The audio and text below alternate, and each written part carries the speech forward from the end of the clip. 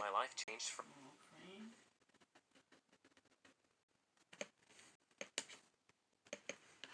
Let me tell you about the night my life changed forever.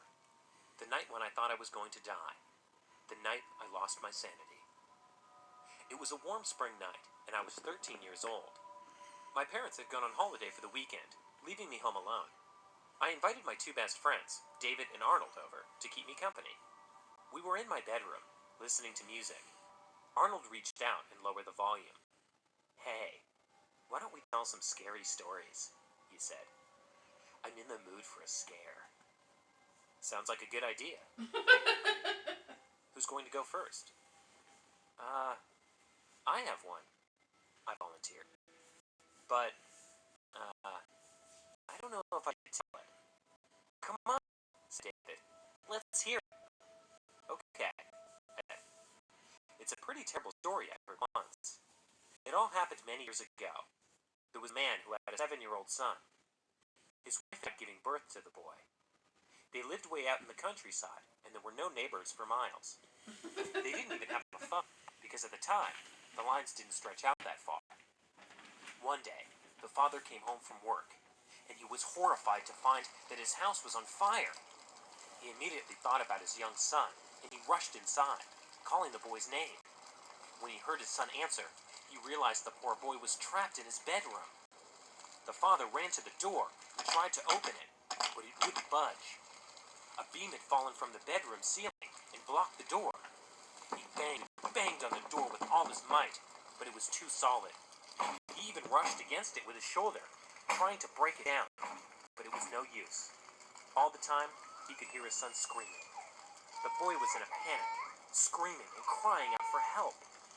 The man kept trying to batter down the door, but no matter what he did, it held firm. He shouted in rage. He wailed in despair. He no longer thought about anything else, just the door and his son screaming on the other side. His son burned to death in the house. The father died too. He never managed to open the door, and he stayed there to the end, desperately trying to break it down until he succumbed to the... Hi, I'm Cliff, founder of Speechify. 4 clear signs you are an auditory learner. Number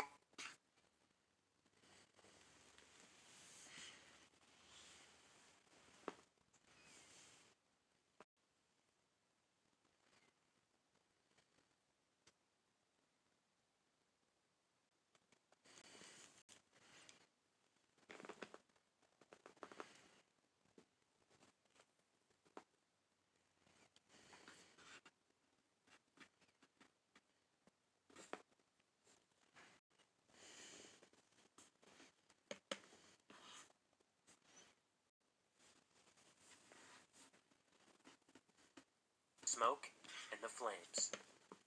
Arnold looked at me in disgust and said, "That's not scary." "I have to admit, it's pretty weak," David agreed. "It's more sad than scary." That's when I decided to tell them the last part of the story. I hadn't planned on telling them that part, but I got carried away trying to impress them. It was so stupid to continue. I should never have told them. "Wait, you don't know the rest of the story," I said. "Ever since then, the father's ghost is still trying to open the door and save his son. And if you say, well, I'd rather not say the exact words. But basically, if you call him and tell him that everything is burning and ask him to come and help you, his ghost will appear at your door and take you away." David looked at me thoughtfully. "Have you ever tried it?" he asked. "No," I replied. "I'd be too scared to test it out." Arnold had a gleam of excitement in his eyes. "Hey, we should do it right now," he said. I tensed up. I had no desire to summon a ghost, and I was already sorry I had said anything about the legend. David smiled. "Yeah, why not?" he said. I was going to tell them that I didn't want to do it, but they didn't give me a chance. Arnold put on a trembling voice to imitate the little boy and screamed, "Daddy, Daddy, help me! The flames are all around me! I'm scared!" Then he burst out laughing. I didn't crack a smile. But him, he laughed. David watched with his amusement, saying nothing. Arnold started screaming again, even louder this time. I'm burning, Daddy! I'm burning! Help! Stop it, Arnold! It's not funny! I shouted. I didn't mean to. It just came out of me. I was really scared, and I didn't want to hear him anymore. What are you afraid of? Arnold laughed. Oh, come on. It's just a stupid story. That's all. Not even a good one. With a smirk, he continued. Daddy! Please help me! The fire is burning me alive! All of a sudden, there was a loud knock on the bedroom door. Arnold stopped in mid-scream. We all froze. There was an eerie silence. We all looked at each other. None of us made a sound. Boom! Boom! Boom! We almost jumped out of our skin. Boom! Boom! Boom! What's that noise? Arnold exclaimed. If this is a joke, it's really not funny, said David. His face was white as a sheet. The banging on the door continued. Then we heard a man screaming. Those horrible cries will remain forever etched in my memory. I can still hear them now. It sounded like the cry of a dying animal. It was inhumane and infinitely sad. The banging against the door and that horrible noise continued relentlessly. I was terrified and tried to hide behind the wardrobe. Arnold grabbed a chair and stood poised to strike anyone who entered the room.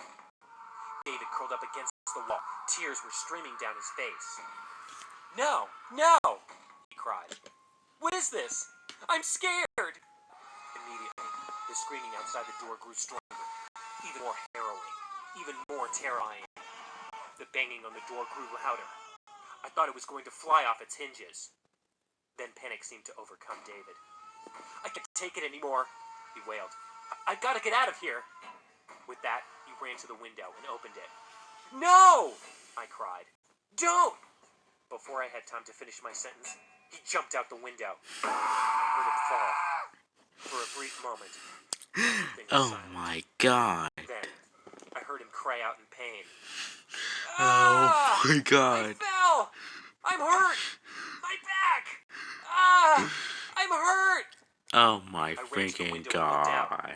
David lay on the concrete downstairs, screaming in pain. The screaming coming from behind the door Oh my got even louder, god. more crazed. The banging increased. I was going crazy. It was all a relentless nightmare, and David's screaming only added to the horror of the situation. Especially when Arnold and I were too scared to leave the room to help him. Then I smelled Not something. again. I hadn't noticed it at first, but now the air in the Not room was filled with again. an awful stench. It was suffocating. The smell of burning flesh. It was unbearable. I turned away from the window and saw Arnold standing motionless in the middle of the room. His eyes were wide, and he was staring at the door, as if in a trance. Then he bent over and vomited on the carpet.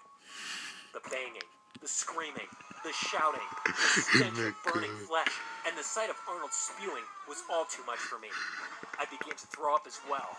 I leaned back against the wall as David continued to howl outside, and the furious knocking at the door continued. Then, I had an idea. Maybe David's cries outside were attracting the man outside the door. I closed the window. We sat on the floor with our hands over our ears, shaking in terror as the cataclysmic blows against the door continued unabated, and the awful cries pierced our eardrums, and the burning stench mixed with the smell of our vomit. Gradually, the screams died down. The smell subsided, and the banging on the door grew weaker and weaker, until finally, everything was silent. All we could hear was David's muffled cries through the closed window. Arnold looked at me and asked me in a low voice, "What do we do now?" "Maybe we should call the police," I said, "or the fire department, or, I don't know, an ambulance to help David." "Where's your phone?" he asked. "Downstairs." "Do you think it's gone?" "Well, it's quiet," I replied hesitantly. "That's right," he said. "We'll have to go down." "Well, I'll go. Anyway, it's gone, right?" "I guess so," I said. Arnold got up slowly and hesitantly walked to the door. He gently seized the handle and pushed the door open and peeked into the hallway. It was empty. Then, with a smirk on his face, he turned to me and said, It's crazy. The door was open all the time. This stupid ghost. But he didn't have time to finish his sentence. In a flash, a hand came around the door and grabbed Arnold around the neck. He stood there petrified, without screaming, eyes wide in terror. The arm was blackened and charred. I could smell the burning flesh. Before I had time to react, Arnold suddenly disappeared right before my eyes, dragged through the doorway, and whisked down the hall at an impossible speed. The door slammed shut with a deafening clatter. I got to my feet and ran to the door, but I didn't dare open it. I called Arnold's name again and again, but there was no response. I still couldn't bring myself to open the door. I was afraid that that charred man was still there. Nobody ever saw Arnold again after that night. My parents took me to a psychiatrist. I never told her anything, or anyone else. Not even my parents. They would never have believed me anyway. David did the same. He spent a month in the hospital. He broke his back in the fall. Even today, I still have a fear of opening doors. I'm terrified of what I might find on the other side.